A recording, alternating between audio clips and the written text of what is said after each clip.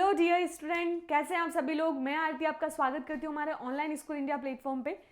आज हम next chapter हमारा 10th वो स्टार्ट करने वाले हैं। स्पेशली ये हमारा लास्ट चैप्टर होने वाला है इस बुक का। आई होप आपको जो वन शॉट वीडियो की सीरीज हमने शुरू की थी बहुत इंटरेस्टिंग लगी होगी। आपके सारे डाउट्स भी क्लियर हो गए होंगे और जिन बच्चों को ज्योग्राफी से डर लग रहा होगा वो अब डरना बंद कर चुके होंगे। आपके लिए ये बहुत ज़्यादा इंपॉर्टेंट भी रहने वाला है, तो मैं स्पेशली आप लोगों से रिक्वेस्ट करूंगी पीछे की क्लासेस यदि आपकी मिस हुई है तो फटाफट से उसको क्लियर कर लें। एंड जो स्टूडेंट आज न्यू आए हैं उनका हार्डली वेलकम। और आप लोगों के लिए एक इन्फॉर्मेशन मैं वापस दे देती हूँ, हमारे फ्री हैंडमेड नोट्स आपको प्रोवाइड करवाए जा रहे हैं हमारे एप्लीकेशन पर। तो आपको कुछ नहीं करना है, डिस्क्रिप्शन बॉक्स में जाना है और फटाफट से उस ऐप को डाउनलोड कर लेना है ताकि आपको फ्री हैंड नोट्स का बेनिफिट मिल पाए। आज हम स्टार्ट कर रहे हैं जो हमारा चैप्टर है 10 मानव बस्ती। देखिए, हमने मानव भूगोल की शुरुआत जब की थी, मानव भूगोल से सारी चीज़ें हम कहीं ना कहीं हमारा जो पूरा कॉन्सेप्ट जो था वो ह्यूमन से ही रिलेटेड था।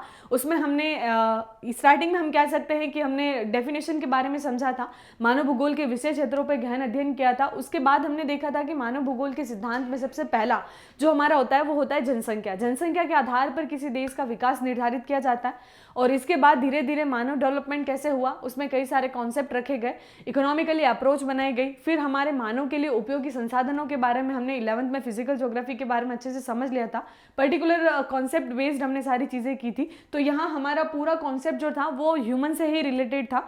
मानव भूगोल में ही हमने जनसंख्या देखी, उसका विस्तार देखा, उसका विकास देखा। उसके बाद हमने परिवहन के संसाधन के रूप में हमने सारी चीज़ें समझी। हमारी जो गतिविधियाँ हैं, आर्थिक गतिविधियाँ, प्राथमिक, द्वितीयक, तृतीयक, चतुर्थक और पंचम, इन सारी गतिविधियों के बारे में हमने समझा। अब हम देख रहे हैं मानव का सेटलमेंट, ह्यूमन सेटलमेंट जो होता है, मानव की बस्तियां जो बसाई जाती है, एक हम ये कह सकते हैं सिविलाइजेशन सिस्टम्स कैसे था। प्रारंभिक अवस्था की यदि हम बात करें, चाहे हम सिंधु घाटी सभ्यता की बारे में बता दें या फिर हम वैदिक सभ्यता के बारे में बताएं, तो कई सारी चीज़ें हमें वहीं से भी देखने को मिलती है कि लोगों का जीवन किस प्रकार से था। कुछ बस्तियाँ जो बसी थी वो ग्रामीण जीवन था, कुछ जो नगरीय जीवन जीते थे। यही बस्तियाँ दो प्रकार से बढ़ जाती है, ग्रामीण और नगरीय क्षेत्रों के आधार पर। तो हम कह सकते हैं मानव की बस्ती किस प्रकार से बढ़ती है, एक तो हमारे ग्रामीण क्षेत्र की बस्तियाँ होती है, एक हमारी नगरीय क्षेत्र की। इन्हीं को आज हम अच्छे से डिटेल से समझेंगे। ग्रामीण बस्तियां किस प्रकार से होती है, ग्रामीण बस्तियों की विशेषताएं क्या होती है, प्रभावित करने वाले कारक कौन कौन से हैं। तो हमारे पूरे सारे थ्योरेटिकल पोर्ट्स इसमें ज़्यादा हैं, तो हम पूरे कोर्सेज करेंगे इन पोर्शंस को अच्छे से क्लियर करें। और नगरीय सभ्यताओं के आधार पर हम देखेंगे कि नगरीय योजनाएं किस प्रकार से होती है, बड़े बड़े शहरों का विकास कैसे किया जाता है, और वर्तमान में परिप्रेक्ष्य में भी हम इन दोनों की स्थिति को समझेंगे। तो चलिए स्टार्ट करते हैं। परिचय के रूप में यदि हम देखें तो ग्राम, नगर, शहर जहां मकानों का समूह होता है वही हमारा क्या कहलाता है, मानव बस्ती कहलाता है। आप इस चीज़ से अच्छे से परिचित हैं कि आप नगरीय बस्ती किन्हें कहेंगे या बस्ती किसे कहेंगे। जहां पे भी आपका शहरी जीवन हो या फिर ग्रामीण जीवन हो, जहां पे लोग रहते हो, उनके मकान बनाए हुए हों, यही हमारी मानव बस्ती कहलाती है। मानव बस्ती का अध्ययन मानव भूगोल का एक मूल है, क्योंकि इन्हीं बस्ती के द्वारा वातावरण से मानव का संबंध दर्शाया जाता है। और कुछ बस्तियां स्थायी होती है और कुछ अस्थायी होती है। स्थायी बस्तियां कौन सी होगी, जैसे कि आपका घर है, आप अपने घर को एक स्थान से दूसरे स्थान पर शिफ्ट नहीं कर सकते, लेकिन आप अपने आसपास कई ऐसे लोगों को देखा होगा जो हम चारावाह पशु चालक हमने पढ़ा था, वो क्या करते थे, एक स्थान से दूसरे स्थान पर आवागमन करते हैं। तो इनकी स्थितियां फिक्स नहीं होती, इनके मकान फिक्स नहीं होते, वो एक स्थान से दूसरे स्थान पर अपने टेंट को एक साथ लेके जाते हैं और वहीं पे अपने जीवन यापन करते हैं। तो कई आपने ऐसे रेडी वाले भी व्यक्ति देखे होंगे जो कुछ समय के लिए किसी स्थान पर आते हैं और कुछ समय के लिए अपने अनुकूल स्थितियों का, जहां उनको एक अनुकूलतम दशाएं उपलब्ध होती है, वो वहां पर रहते हैं और कुछ समय बाद वो वहां से हटकर दूसरे अनुकूलतम स्थान पर चले जाते हैं। बस्तियों का वर्गीकरण यदि हम कहें तो ग्रामीण और नगरीय विभाजन के रूप में बस्तियों को विभाजित किया जाता है, यह आप अच्छे से परिचित हैं। ग्रामीण में नगरीय बस्तियों में विभेद करने के लिए कई घटक होते हैं, जैसे कि जनसंख्या इसमें सर्वाधिक महत्वपूर्ण मापदंड माना जाता है, क्योंकि किसी भी क्षेत्र विशेष में आपको पता होगा कि राज्य के आधार पर जब जनगणना निकाली जाती है, हमने जनसंख्या संगठन जब पढ़ा था तो हमने सेंसस के बारे में भी बात की थी, तो ये क्षेत्र विशेष के विस्तार को भी बताता है कि कौन सा क्षेत्र ग्रामीण होगा, कौन सा नगरीय होगा। तो ये डिसाइड किया जाता है गवर्नमेंट के द्वारा, और गवर्नमेंट एक नोटिस या अधिसूचना डालती है और उसमें बताया जाता है कि जो कोई क्षेत्र, फॉर एग्जांपल यदि हम राजस्थान की बात करें तो राजस्थान की जनसंख्या के आधार पर उसको एक बड़ा राज्य, और कौन सा क्षेत्र उसमें शहर होगा और कौन सा ग्रामीण होगा वो डिसाइड किया जाता है वहां की जनसंख्या। तो प्रारंभिक मुख्य मापदंड कौन रखा जाता है, जनसंख्या को रखा जाता है, यानी 10 लाख से ज्यादा जनसंख्या होगी वो नगरीय क्षेत्र कहलाएगा। तो प्रत्येक क्षेत्र की अलग अलग एक डेफिनेशन होती है, एक अलग प्रोस्पेक्ट होता है जिसके आधार पर इनको निर्धारित किया जाता है। भारत और चीन के ग्राम की जनसंख्या की यूरोप के नगरीय जनसंख्या जितनी है उसके आधार पर बताया जाता है, क्योंकि यदि हम ये कहें कि जनसंख्या के आधार पर ही हम वितरित करते हैं तो कई क्षेत्रों में अलग अलग प्रकार की डेफिनेशन पर भी यह ध्यान दिया जाना ज़रूरी है। ज़रूरी नहीं है कि भारत के लिए यदि 10 लाख निर्धारित किया गया है तो यूरोप के लिए भी 10 लाख होगा, बिल्कुल भी ये ज़रूरी नहीं है, क्योंकि यूरोप में हो सकता है शिक्षा को तवज्जो दी जाए, चिकित्सा सुविधाओं को महत्वता दी जाए, तो जो क्षेत्र चिकित्सा और शिक्षा के क्षेत्र में मजबूत होंगे, भले ही उनकी जनसंख्या रेशियो कम हो, वो हमारे नगरीय क्षेत्र की श्रेणी में भी हम रख सकते हैं। तो अलग अलग देश के अलग अलग हम ये कह सकते हैं पैमाने निर्धारित किए जाते हैं। कार्यों के आधार पर ग्रामीण जीवन कैसा होता है? प्राथमिक कार्य में ही ज़्यादा ग्रामीण जीवन निर्भर करता है। आपको पता होगा पशुपालन, खनन, ये सभी जो अर्ध कौशल के कार्य होते हैं जिसमें कौशल की आवश्यकता नहीं रहती, वो हमारे प्राथमिक गतिविधि में आने वाले कार्य होते हैं जो कि सर्वाधिक ग्रामीण क्षेत्रों में किए जाते हैं। नगरीय जीवन द्वितीयक व तृतीयक क्षेत्रों में ज़्यादा संलग्न होता है। कार्य श्रेणी के आधार पर प्रादेशिक अर्थव्यवस्था के अनुसार यह अलग अलग हो सकता है। जैसे कि यूरोप में पेट्रोल पंप पर कार्य करना क्या माना जाता है? एक निम्न श्रेणी का कार्य माना जाता है, जबकि इसके विपरीत यदि हम भारत की बात करें तो भारत में नगरीय कार्य की श्रेणी में ये रखा जाता है। जो व्यक्ति पेट्रोल पंप पर पेट्रोल डालते हैं यूरोप में, वो एक ग्रामीण जीवन वाला प्राथमिक कार्य माना जाता है, जबकि भारत में वो हमारा नगरीय क्षेत्र में आने वाला कार्य कहलाता है। तो दोनों का यहाँ पे पैमाना अलग अलग हो गया। जो सुविधाएं विकसित देशों के गांवों में होती है वह सुविधाएं विकासशील देशों में नहीं हो सकती। जैसे कि हम यदि बात करें भारत के किसान की, तो आपके माइंड में एक सिनेरियो बनता है भारत के किसान का, एक फटे पुराने कपड़े पहने हुए जो बहुत ज़्यादा कड़ी धूप में खेती का काम करता है, हल जोतता है। और उसी के विपरीत यदि हम यूरोप और अमेरिका के किसानों की बात करें तो वो किसान वहाँ पर धोती चोला नहीं पहनते, वो बाकायदा सूट बूट पहनते हैं, बड़े बड़े उनके फार्म हाउस होते हैं और बड़े बिजनेसमैन के जैसे वो दिखाई देते हैं, वो कहलाते फार्मर्स ही हैं। लेकिन इन दोनों का ही हम ये कह सकते हैं डेफिनेशन और इन दोनों का जो लाइफ स्टाइल है, लिविंग स्टाइल है, वो डिफरेंट है। इसके आधार पर हम कह सकते हैं कि जो डेवलप्ड कंट्रीज हैं उनका विलेज डेकोरम डिफरेंट होगा, और इसके विपरीत यदि हम डेवलपिंग कंट्रीज की बात करें तो उनका विलेज डेकोरम डिफरेंट होगा। आई होप आप अब समझ पा रहे होंगे कि डेवलपिंग और डेवलप्ड में कितना बड़ा डिफरेंस यहाँ पे देखने को मिल रहा है। अब हम बात करेंगे उपनगरीयकरण। मनुष्य शहर के बसे क्षेत्रों से हटकर रहन सहन की अच्छी गुणवत्ता की तरफ खोज करता है और शहर के बाहर स्वच्छ व खुले क्षेत्रों में जहाँ पर रहता है और वहीं पे घरों के निर्माण करता है, और उसी घरों से वो अपने कार्यस्थल से वो थोड़े दूर होते हैं। जैसे कि आपने देखा होगा बड़ी सिटीज़ की यदि हम बात करें और आसपास में भी क्षेत्र, लोग कंजर्वेटिव एरिया में रहना कम पसंद करते हैं। इसके विपरीत वो सिटी से दूर जहाँ पे एक उनको अच्छा वातावरण मिल रहा है, नेचर के अकॉर्डिंग एक पीसफुल इन्वायरमेंट है, तो वो वहाँ पे अपना मकान बनाना ज़्यादा प्रीफर करते हैं ताकि वो अपनी एक अच्छी लाइफ जी पाएँ और डेली रूटीन में वो अपनी जो प्रॉब्लम्स चल रही है या फिर ज़्यादा शोरगुल है या पॉल्यूशन है उससे दूरी बनाकर रखें और अपनी हेल्दी और हेल्थ कॉन्शियस होते जा रहे हैं, जिसकी वजह से ये उपनगरीकरण की व्यवस्था बढ़ रही है। यानी दिल्ली की यदि हम बात करें, दिल्ली एनसीआर बहुत दूर है, मेन सिटी नहीं है, लेकिन बस बनना ऐसा गया है कि वो एक अपने आप में एक छोटा शहर बन गया दिल्ली एनसीआर। तो ये एक अवस्था को बताता है कि मानव किस प्रकार से अपना विकास कर रहा है और अपनी एक स्थिति को भी सुदृढ़ करता जा रहा है। 1991 में भारतीय जनगणना के अनुसार नगरीय बस्ती को एक परिभाषा दी गई है, जिसमें यह कहा गया है कि वह स्थान जहां पर नगर पालिका हो, नगर निगम हो, छावनी हो, अधिसूचित नगरीय क्षेत्र हो, कम से कम 5000 व्यक्ति निवास करते हो, जिसमें से 75% पुरुष गैर कार्य में लगे हुए हों, 400 व्यक्ति प्रति वर्ग किलोमीटर की घनत्व से हो, वही हमारी नगरीय बस्ती कहलाती है। तो आपसे पूछा जा सकता है एग्जाम में बच्चों, 12th में भी पूछा जा सकता है कि भारत के प्रोस्पेक्ट में आप भारत के परिप्रेक्ष्य में बताइए कि नगरीय बस्ती किसे कहा गया है। तो 1991 की एक जनगणना में एक निर्धारण दिया गया कि नगरीय बस्ती क्या होती है, जहां पे नगर पालिका होगी, नगर निगम होगा, छावनी होगी और लगभग कम से कम 5000 व्यक्ति वहां निवास करते हो, 400 व्यक्ति प्रति वर्ग किलोमीटर के आधार पर। घनत्व आपको अच्छे से पता होगा। और इसमें भी 75% जो जनसंख्या है वो द्वितीयक और तृतीयक कार्यों में संलग्न होनी चाहिए, प्राथमिक कार्यों में नहीं। तो ये हमारी क्या कहलाएगी? नगरीय बस्ती कहलाएगी। बस्ती के प्रकार, अब हम टाइप्स देखेंगे कि बस्तियां किस प्रकार से होती है। आकृति व रूप के आधार पर भी बस्ती होती है, जिसमें सबसे पहली सहत बस्ती है, जिसमें मकान एक दूसरे के बहुत ज़्यादा समीप होते हैं, नदी घाटी के क्षेत्रों में होते हैं क्योंकि वहाँ पे उपजाऊ मैदान ज़्यादा होते हैं, उपजाऊ मृदा की स्थिति वहाँ ज़्यादा रहती है, तो लोगों को यहाँ रोजगार के साधन अच्छे से उपलब्ध हो जाते हैं, इसीलिए वो लोग वहीं पर अपना मकान बनाकर जीवन निर्वाह करना ज़्यादा पसंद करते हैं। तो ये मैदानी क्षेत्र भी हो सकता है। तो उपजाऊ मैदान एक समान व्यवसाय यहाँ पर देखने को मिलता है। दूसरा हमारा प्रकीर्ण बस्ती। प्रकीर्ण बस्ती में मकान दूर दूर होते हैं, खेतों के द्वारा एक दूसरे से अलग किए हुए होते हैं। सांस्कृतिक आकृति के रूप में पूजा स्थल के आधार पर भी अलग अलग बटे हुए क्षेत्र होते हैं। बाजार व बस्तियों के आधार पर भी इनको बांधता है। तो कई ऐसे क्षेत्र विशेष भी है, मकान दूर दूर की स्थिति में होते हैं, लेकिन कुछ सांस्कृतिक गतिविधियां उनको समीप लाने का प्रयास करती है। ग्रामीण बस्तियां, विस्तार पूर्वक इनका हम अध्ययन करेंगे। ग्रामीण बस्ती कैसी होती है? भूमि से नजदीकी संबंध, अधिकतर प्राथमिक गतिविधि में संलग्न बस्तियों का आकार बहुत ज्यादा छोटा होता है, वो हमारी ग्रामीण बस्ती कहलाती है।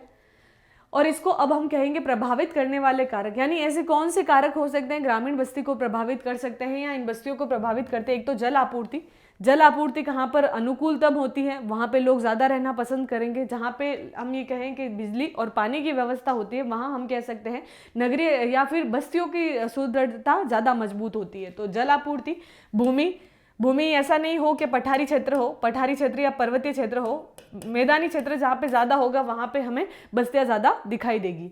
गृह निर्माण की सामग्री अच्छे से उपलब्ध हो जाए, सुरक्षा की दृष्टि से भी वो अनुकूलतम अवस्था में रहे, नियोजन की स्थिति भी अच्छे से हो, सिविलाइजेशन सिस्टम भी स्ट्रांग रहे, सड़कों का निर्माण भी अच्छे से हो पाए। तो सबसे पहला है जल आपूर्ति।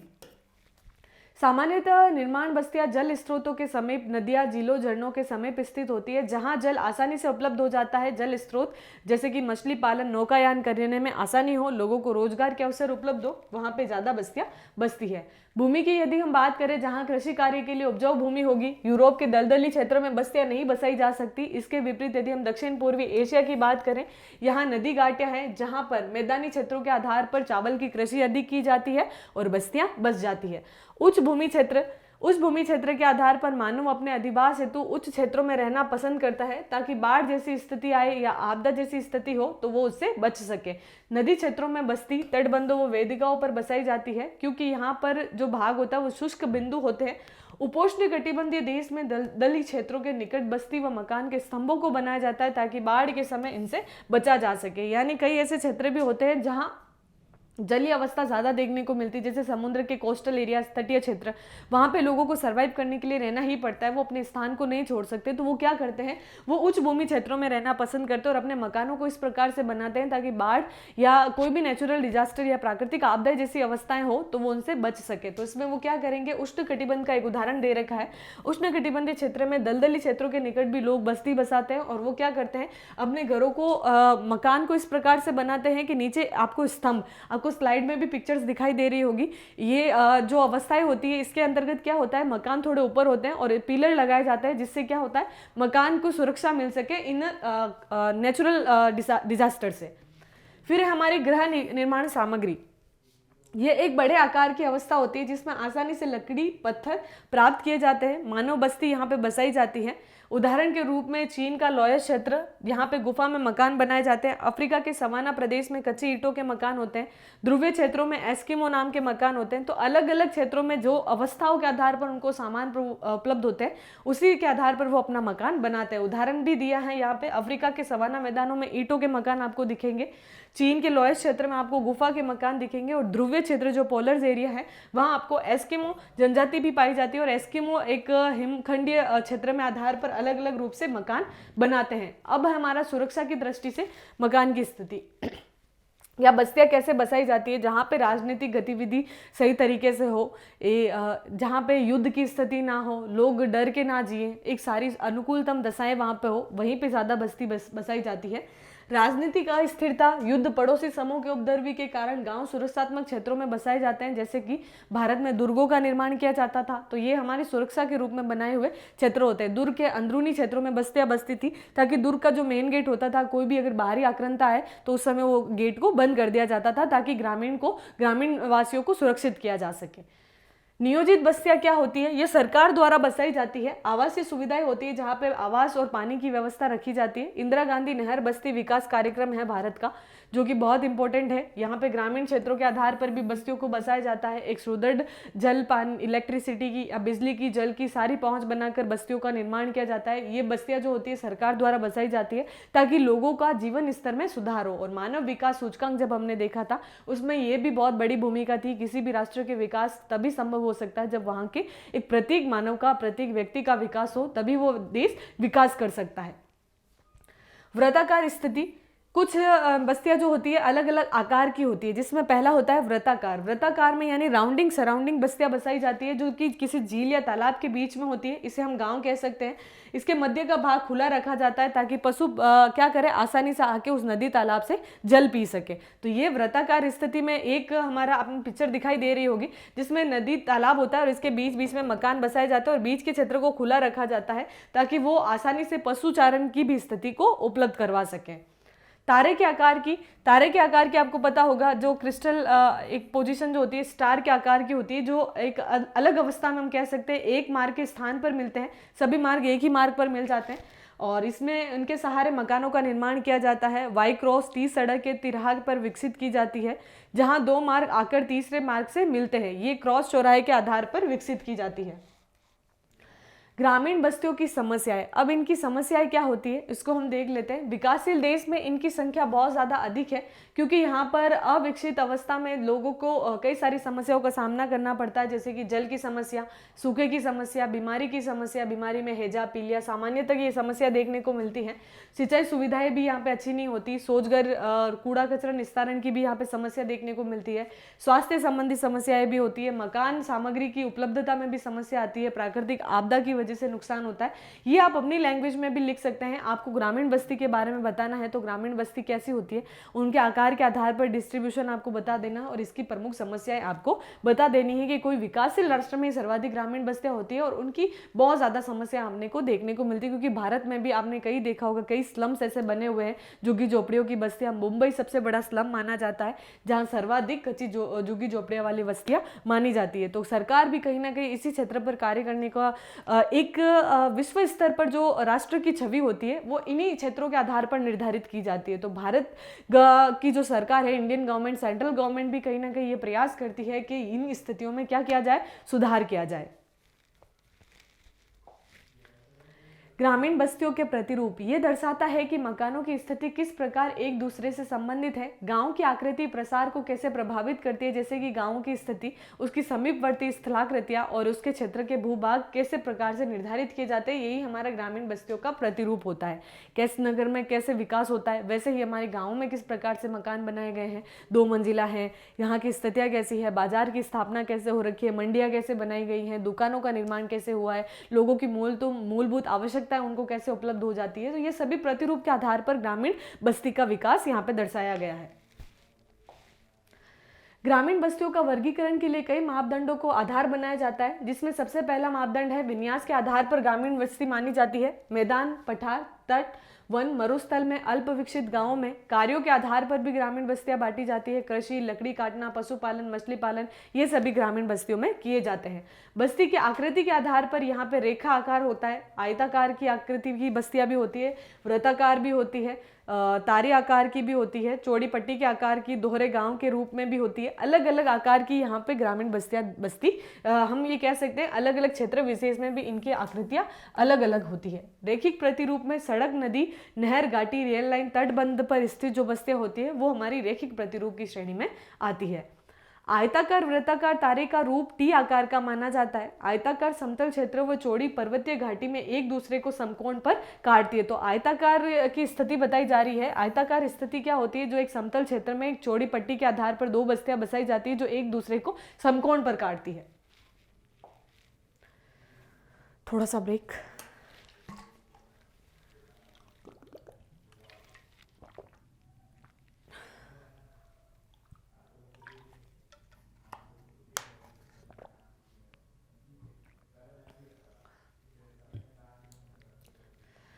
अब हम बात करेंगे नगरीय बस्तियों के विस्तार पूर्वक अध्ययन की। नगरीय बस्तियां जो होती है अपने ग्रामीण बस्तियों की स्थिति देगी। ग्रामीण बस्तियां जो होती है अलग अलग आकार की होती है, लेकिन उनका जो स्तर होता है थोड़ा सा निम्न अवस्था में देखा जाता है। यहाँ पे जो मूलभूत आवश्यकताएं होती है वो आसानी से उपलब्ध नहीं होती। आप भी यदि ग्रामीण क्षेत्र में कभी गए होंगे तो आपने देखा होगा बेसिक चीज़ें भी वहाँ पर नहीं मिल पाती आसानी से। तो ये अवस्थाएं जो होती है वो अलग अलग क्षेत्र विशेष पर निर्धारित करती है। यूरोप की ग्रामीण बस्तियां बहुत ज़्यादा डिफरेंट होगी, वहाँ पर आपको कई सारी सुविधाएं देखने को मिलेगी। लेकिन विकासशील देशों में जैसे कि भारत हो गया, चीन हो गया, ये सभी राष्ट्र क्या कर रहे हैं, आज आर्थिक दृष्टिकोण से कई सारे स्तरों पर अभी उन राष्ट्रों से पीछे हैं। तो इसके आधार पर इनका सीधा प्रभाव इन्हीं बस्तियों के आधार पर हम विजुअलाइज करते हैं।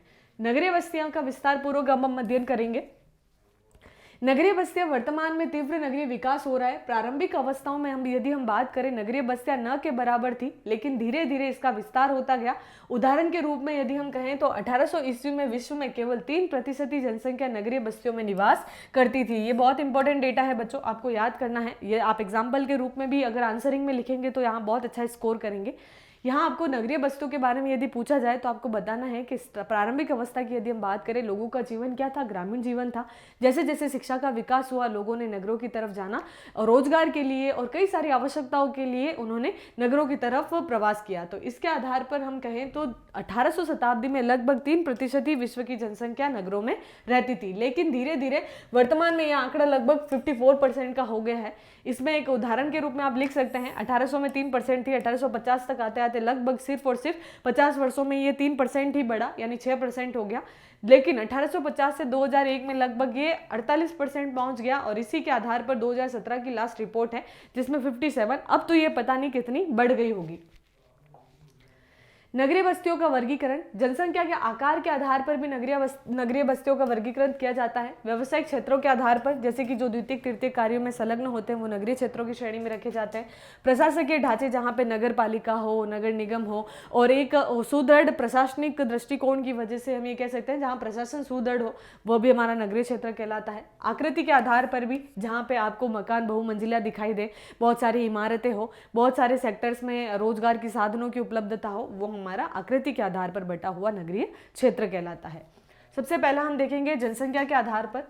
अधिकतर देशों में इस मापदंड को अपनाया है। अलग अलग क्षेत्रों में इसके अलग अलग आंकड़े हैं, जैसे कि भारत में लगभग 5000 है, तो कोलंबिया में आपका 1500 है, यूएसए में 2500 ही है और जापान में 30,000 है। 30,000 क्षेत्र जहाँ पर होंगे वो नगरीय क्षेत्र होगा, क्योंकि आप पॉपुलेशन के आधार पर बांटा गया है। आइसलैंड में 300 व्यक्ति भी नगरीय श्रेणी में आते हैं। तो ये हमारा आंकड़ा जो है हर राष्ट्र का अलग अलग होता है, फिक्स यहाँ पे नहीं होता। जो राष्ट्र छोटा होगा तो उसकी नगरीय अवस्था भी छोटी होगी, ये हम कह सकते हैं। घनत्व भारत का लगभग 400 व्यक्ति प्रति वर्ग किलोमीटर रखा गया है। व्यवसायिक संरचना में व्यवसाय के आधार पर, आर्थिक गतिविधियों के आधार पर मापदंड निर्धारित किया जाता है। भारत में गैर कृषि कार्य में संलग्न लगभग 75% जनसंख्या यहाँ पर निवास करती है, जो कि नगरीय क्षेत्र ही है। इटली में लगभग 75% गैर कृषि कार्य, जो 50% गैर कृषि कार्य में संलग्न है, वो जनसंख्या श्रेणी किसमें रखी जाती है, आपकी नगरीय क्षेत्र में रखी जाती है। प्रशासनिक अवस्था, प्रशासनिक ढांचे के मापदंड को भी रखा गया। उदाहरण में जहां पर नगर पालिका होगी, छावनी बोर्ड होगा, अधिसूचित नगरीय केंद्र होगा, वो हमारा नगरीय श्रेणी में रखा जाएगा। बोलिविया ब्राजील में जनसंख्या के आकार को मापदंड रखा गया है, न लेकर प्रशासनिक ढांचे को ही मापदंड रखा गया है, क्योंकि ब्राजील जो है वो एक छोटा सा हम कह सकते हैं कंट्री की पॉपुलेशन यहाँ ज़्यादा नहीं है, तो ब्राज़ील में एक एडमिनिस्ट्रेशन के आधार पर ही यहाँ पे महत्वता दी गई है कि जिसका एडमिनिस्ट्रेशन स्ट्रॉन्ग होगा वही हमारा, चाहे वहाँ की पॉपुलेशन 500 ही क्यों ना हो, डजेंट मैटर, वो क्षेत्र कितना भी पॉपुलेशन के आधार पर वो मेजरमेंट नहीं किया जाता। यहाँ मेजर किया जाता है प्रशासन के आधार पर। जहाँ प्रशासनिक स्थिति सुदृढ़ होगी वह उनका नगरीय क्षेत्र कहलाएगा। आकृति के आधार पर एक नगरीय बस्ती रेखीय वर्गीकरण तारा के आकार, अर्धचंद्राकार की भी होती है। विकसित व विकासशील देशों में नगर नियोजन में भिन्नता दिखाई देती है, इसलिए आकृति के आधार पर दोनों को अलग अलग बांटा गया है। उदाहरण के रूप में भारत का जो चंडीगढ़ शहर है वो नगर नियोजित शहर है, परंतु शेष कस्बे भी ऐतिहासिक रूप से जहाँ के परकोटे और वहाँ के बाहर फैले हुए योजनाबद्ध तरीकों से विकसित है, तो वो भी नगरीय श्रेणी में रखे गए हैं। नगरीय क्षेत्रों के कार्य, प्राचीन नगर प्रशासन व्यापार, उद्योग, सुरक्षा व धार्मिक महत्व के केंद्र होता है। वर्तमान समय की यदि हम बात करें, सुरक्षा के दृष्टिकोण से भी नगरीय विकास देखा जाता है, नगरीय विभेदीकरण किया जाता है। विभेदीकरण का मतलब यही होता है इसका बंटवारा किस प्रकार से, इसमें अंतर कैसे आप डिसाइड करते हैं। तो अंतर में कई सारे कार्यों को सूची में वर्तमान में जोड़ दिया गया है, जहाँ पर मनोरंजन के दृष्टिकोण से ज्यादा वस्तुएं हो, यातायात की सुदृढ़ता हो, खनन निर्माण की अवस्था भी मजबूत हो, आवासीय क्षेत्र अधिक हो, सूचना प्रौद्योगिकी की जो आईटी है वहाँ पे भी स्ट्रॉन्ग तरीके से कार्य करे। ये सभी क्षेत्र नगरीय क्षेत्रों की श्रेणी में रखे जा रहे हैं।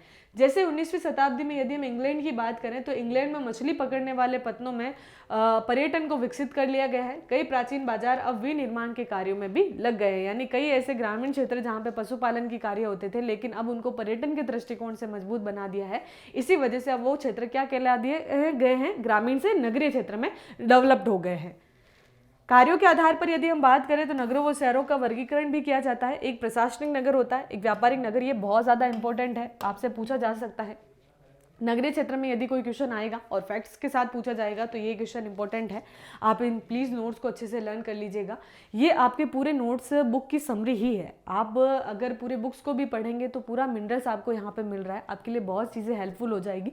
तो प्लीज़ आप इतना एक्स्ट्रा माइंड मत लगाइएगा, आपको थोड़ा सा ट्रस्ट रखना ही पड़ेगा ऑनलाइन स्कूल इंडिया पर। और हमारी पूरी यही कोशिश होती है कि हम आपको बेहतर से बेहतर चीज़ें आप तक पहुँचाएँ ताकि आप उसका अच्छे से बेनिफिट ले लें। और ये सारी चीज़ें जब आपको फ्री ऑफ कॉस्ट दी जा रही है तो उसमें हमारी मेहनत भी है, हमारा डेडिकेशन भी है। और यदि आप इसमें अच्छा स्कोर करेंगे तो हमसे ज़्यादा खुशी आई थिंक किसी को नहीं होगी, आपको भी नहीं होगी। तो प्लीज़ बच्चों, ट्रस्ट अस, हम पे विश्वास रखें और हमारे जितने भी कंटेंट आप तक पहुंचाए जा रहे हैं 100% वैल्यूएबल है, आप उनको अच्छे से लर्न करें और आप अपना स्कोर भी हमारे साथ शेयर कीजिएगा जब आप बोर्ड एग्जाम कंप्लीट कर लें। आपको अगर इससे बहुत ज़्यादा बेनिफिट मिलता है तो इसका अप्रिशिएशन यही है कि आप हमें अपने कॉमेंट्स के माध्यम से हम तक ये अपनी रिपोर्ट्स पहुँचाएँ कि आपने कितना स्कोर किया है, तो हमें बहुत ज़्यादा खुशी होगी। तो चलिए पॉइंट्स की तरफ बढ़ते हैं। इसके आधार पर नगरों व शहरों का वर्गीकरण भी किया जाता है, प्रशासनिक नगर, व्यापारिक नगर और सांस्कृतिक नगर। प्रशासनिक नगर कौन से होंगे? जैसे कि हमारे हम कह सकते हैं जो राजधानी है, राजस्थान की राजधानी दिल्ली है और भारत की राजधानी राजस्थान की राजधानी जयपुर है और भारत की राजधानी दिल्ली है। तो इसी के आधार पर Canberra, Addis अबाबा, London, Washington DC, ये सभी हमारे प्रशासनिक नगर की श्रेणी में रखे जाते हैं। राज्य की राजधानियों में जयपुर, विक्टोरिया, अल्बेनी, चेन्नई, ये सभी आ जाते हैं। व्यापारिक नगरीकरण के आधार पर बात करें, जहां पर कृषि बाजार बसे हो, बैंकिंग विशाल अंतर्देशीय केंद्र हो, परिवहन केंद्र मजबूत हो, जैसे कि Frankfurt, Amsterdam, Manchester, Saint Louis, Lahore, Baghdad, Agra, ये सभी क्या है, व्यापारिक केंद्र की श्रेणी में रखे जाते हैं। अदिस अबाबा जो है वो, जिसे हम नवीन पुरुष के नाम से जाना जाता है, इथोपिया में 1878, ये कुछ फैक्ट्स दे रखे हैं जो आपके एक्स्ट्रा फैक्ट्स में काउंट कर जाएंगे। अदिस अबाबा, इथोपिया 1878 मध्य में स्थित पूर्व विकसित एक संपन्न विकसित बाजार था जो अरात अमिस्ट किलो से जाती हुई व्यवस्थित सड़कें और उच्च राजकीय मुख्यालय कैनबरा, जो कि कैनबरा के आधार पर यहाँ पे एक स्थिति शायद मिसमैच हो गई है, अदिस अबाबा यहाँ पे खत्म हो जाता है, फिर ये कैनबरा के बारे में बताया गया है। अदिस अबाबा जो है 1878 में एक पूर्ण विकसित देश बताया गया है जो कि व्यापारिक केंद्र की श्रेणी में रखा गया है।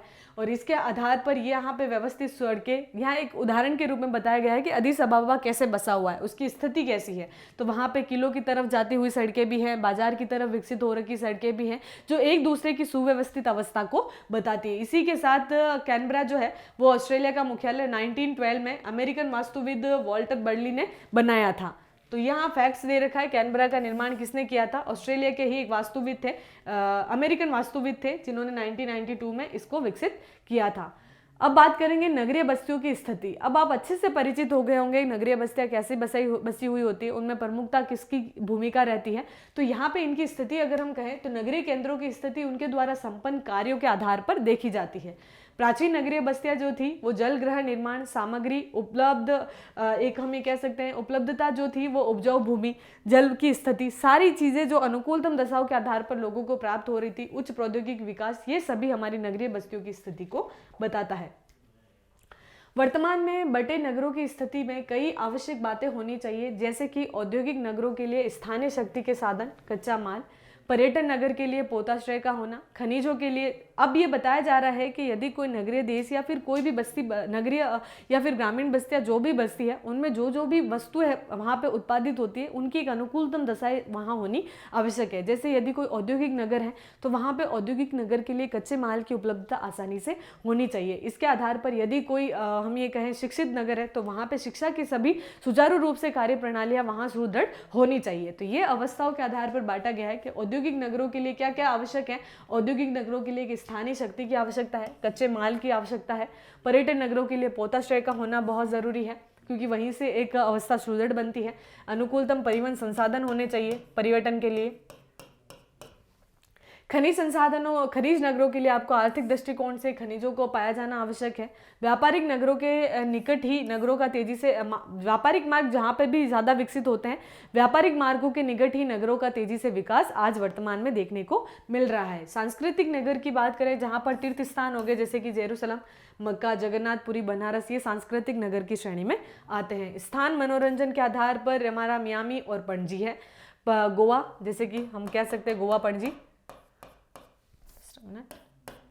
गोवा। परिवहन में आपका सिंगापुर और मुगलसराय सुदृढ़ माना जाता है। खनन में आपका ब्रोकन हिल और धनबाद। औद्योगिक के आधार पर जमशेदपुर और पीटर्सबर्ग। यहाँ पर्टिकुलर आपको एक एक उदाहरण दे दिए गए हैं जो कि इंडिया के कॉन्सेप्ट में भी है और वर्ल्ड के कॉन्सेप्ट में भी है, तो आप फैक्ट्स के साथ इनको याद कर लीजिएगा। नगरीय बस्तियों के प्रकार, अब हम देखेंगे नगरीय बस्तियों के आकार के आधार पर, सुविधाओं के आधार पर किससे बांटा गया है। तो इनको हम नगर भी कहते हैं, मिलियन सिटी भी कहते हैं, विश्व नगरी भी कहते हैं और शहर भी कहते हैं। अलग अलग नामों से नगरों को पुकारा जाता है, तो आप कंफ्यूज मत होइएगा। आपसे एग्जाम में यदि पूछ लिया जाए मिलियन सिटी का मतलब क्या है, तो मिलियन सिटी जहाँ पे मिलियन लोग रहते हैं, मिलियन का मतलब 10 लाख, तो ये हमारी नगरीय बस्ती कहलाएगी। इसके प्रकार के आधार पर नगर सबसे पहला, जहाँ नगर व ग्राम में कुछ ज़्यादा अंतर नहीं होता, केवल जनसंख्या के निर्माण के आधार पर यह अंतर देखा जाता है। यहाँ पे थोक व्यापार, व्यावसायिक सेवाएं नगरों में विद्यमान ज़्यादा होती है। शहर के आधार पर यदि हम बात करें, अग्रणी नगर शहर का उच्च व अधिक जटिल प्रकार माना जाता है। नगर का ही जटिल प्रकार शहर है और इसके आधार पर यहाँ पे भौतिक सुख सुविधाएं आसानी से मिल जाती है। शहर और नगरों में ये अवस्थाएं बड़ी देखने को मिलती हैं। आर्थिक क्रियाएं, वित्तीय संस्थाएं, प्रशासकीय कार्यालय, यातायात केंद्र, ये सभी यहाँ पे बहुत ज़्यादा मजबूत होते हैं। जनसंख्या लगभग 10 लाख से भी अधिक होती है। मिलियन सिटी भी इन्हें कहा जाता है शहरों को। सन नगर क्या होते हैं? 1915 में पैट्रिक गिडीज ने सर्वप्रथम इस शब्द का प्रयोग किया था, सन नगर का। यहाँ फैक्ट्स है, याद कर लीजिएगा। सन नगर 1915 में पैट्रिक ने सर्वप्रथम इस शब्द का प्रयोग किया। अलग अलग शहरों व नगरों को आपस में मिलाने वाले इस विशाल नगरीय विकास क्षेत्रों को परिवर्तित कर दिया गया, जैसे कि ग्रेटर लंदन, मैनचेस्टर, शिकागो और टोक्यो, ये सभी सन नगर की श्रेणी में रखे गए हैं। मिलियन सिटी जहां 1 मिलियन लगभग 10 लाख निवासी निवास करते हो। प्रथम 1800 में लंदन को इस श्रेणी में रखा जाने वाला पहला शहर माना गया। तो आपसे पूछा जा सकता है मिलियन सिटी में सबसे पहले किस नगर को रखा गया था, तो मिलियन सिटी में सबसे पहले लंदन को रखा गया था इसकी श्रेणी में। और लगभग ये हम कह सकते हैं 10 लाख निवासी यहाँ पे निवास करते हैं। 1850 में पेरिस हुआ, फिर न्यूयॉर्क। 1950 तक आते आते लगभग 80 शहर विश्व के मिलियन सिटी की श्रेणी में रखे गए और 2030 तक ये अनुमानित करा जा रहा है कि 622 शहर इसमें रखे जाएंगे। विश्व नगरी क्या होती है? मेगालोपोलिस, यूनानी शब्द जिसका अर्थ होता है विशाल नगर। शब्द का प्रयोग 1957 में जीन गॉटमैन द्वारा किया गया था। ये एक बहुत बड़ा महानगरीय प्रदेश होता है जो सन नगरों का एक समूह कहलाता है। विश्व नगरी यानी सन नगरों का एक समूह। उदाहरण के रूप में यूएसए में बोस्टन और वाशिंगटन इसकी श्रेणी में आते हैं। मेगा सिटी क्या होती है? जिनकी जनसंख्या नगरों व उपनगरों को मिलाकर लगभग 1 करोड़ से भी अधिक हो जाए, वो हमारी मेगा सिटी कहलाती है। और इसमें 1950 में न्यूयॉर्क सबसे पहला शहर बना था। तो कंफ्यूज मत होइएगा, मिलियन सिटी में लंदन पहला था और मेगा सिटी में हमारा न्यूयॉर्क पहला शहर बना, जो लगभग 1 करोड़ 25 लाख जनसंख्या इसमें दर्शाई गई थी। दशकों से विकसित हो रहे देशों की अपेक्षा विकासशील देशों में इसकी संख्या अब ज़्यादा बढ़ रही है, क्योंकि यहाँ पॉपुलेशन की बात की जा रही है। अब हम देखेंगे, जैसे हमने ग्रामीण की नगरियों की बस्तियों की समस्या देखी थी, अब हम नगरीय बस्तियों की भी कुछ समस्या देखेंगे जहाँ रोजगार के अवसर ज़्यादा होते हैं। नागरिक सुविधाओं के लिए मानव शहरों की तरफ अगर हम कह सकें प्रवास की स्थिति जो ज़्यादा देखने को मिलती है वो रोजगार के कारण ही नगरीय क्षेत्रों में ज़्यादा होती है। परंतु विकासशील देशों में अधिकतर शहर अनियोजित होते हैं। विकासशील देशों में आधुनिक शहर के आवासों की लंबवत विस्तार की संख्या, जिसकी वजह से जनसंख्या का दबाव उन शहरों पर बढ़ रहा है। जैसे हमने स्लम्स की बात की थी, बॉम्बे जैसे शहर की, दिल्ली जैसे शहर में ये बहुत ज़्यादा बढ़ रहा है। गंदी बस्तियों का निर्माण होता जा रहा है। भारत में लगभग 25% निवासी जो है इन अवैध बस्तियों में निवास करते हैं। एशिया प्रशांत देशों में जनसंख्या का 60% भाग अनाधिकृत बस्तियों में रहता है। अतः प्रमुख समस्या आर्थिक, सामाजिक, पर्यावरणीय स्थिति है। क्लियर है? विश्व स्वास्थ्य संगठन WHO द्वारा एक स्वस्थ शहर को प्रमुख सुविधाओं का होना आवश्यक बताया गया है। स्वच्छ व सुरक्षित वातावरण होना आवश्यक है। सभी निवासियों की आधारभूत आवश्यकताओं की पूर्ति होना आवश्यक है। स्थानीय शहरों में समुदाय की भागीदारी भी आवश्यक है और आसानी से सभी संसाधनों के साथ साथ स्वास्थ्य सुविधाओं की भी उपलब्धता आवश्यक है। आर्थिक समस्या भी कई बार फेस करनी पड़ती है, जिसमें विकासशील देशों में सर्वाधिक ग्रामीण व छोटे नगरों में रोजगार के घटते अवसरों के कारण जनसंख्या का रुझान शहरों की तरफ पलायन हो रहा है। इस क्षेत्र में पहले से ही उपस्थित जनसंख्या पर इसका दबाव बढ़ रहा है। तो आप भी समझ पा रहे होंगे, जो भी व्यक्ति यदि कोई कोटा में रह रहा है और उसके साथ यदि कोई दूसरे डिस्ट्रिक्ट का लड़का या फिर हम ये कहें रोजगार के लिए एक स्थान से दूसरे स्थान पर जा रहे हैं, तो जिसकी वजह से जहाँ पे जो लोग रह रहे हैं उन कम्युनिटी पर भी उसका इफेक्ट पड़ता है और हम ये कह सकते हैं रोजगार के संसाधनों में भी कमी यहाँ पे देखने को मिलती है।